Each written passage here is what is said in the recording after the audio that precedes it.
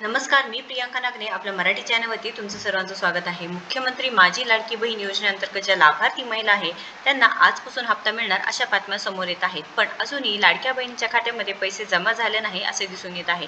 तर यामध्ये पडताळणी सुरू आहे असे सुद्धा माहिती समोर आली आहे. तर लाडक्या बहिणींनो आतापर्यंत जवळजवळ 9 लाख लाडक्या बहिणींना अपात्र ठरवण्यात आलं आहे व एकूण 40 लाख महिलांना अपात्र ठरवले जाईल असे. तर लाडक्या बहिणींनो ही अपात्रता कशावरती ठरवली जात आहे तर तुमचे जे उत्पन्न 2.5 लाखांपेक्षा जास्त आहे किंवा तुमच्याकडे 4 चाकी वाहन आहे किंवा ज्या विवाहित महिला आहेत ते महाराष्ट्र राज्य सोडून दुसऱ्या राज्यामध्ये शिफ्ट झाले आहेत किंवा ज्या लाडक्या बहिणींना संजय गांधी निराधार योजनेचे पैसे किंवा नमो शेतकरी योजनेचे पैसे मिळत आहे यासुद्धा अपात्र ठरवले गेले आहेत.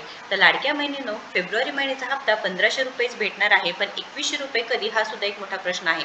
तर लाडक्या बहिणींनो 2100 रुपयेचा हा प्रश्न मार्च महिन्यानंतर सोडवले जाईल असे माहिती समोर आली आहे. तर लाडक्या बहिणींना जे पात्र महिला आहेत त्यांना 1500 रुपये मिळतच राहणार आहेत, पण जे अपात्र महिला आहेत त्यांना आता कोणताही लाभ मिळणार नाही किंवा ज्या दुसऱ्या योजनेचा लाभ घेत आहेत त्यांना त्या योजनेचा लाभ मिळेल, पण दोन्ही एकसाथ ज्या योजना आहेत त्याचे पैसे मिळणार नाही असे सुद्धा सांगितले आहे.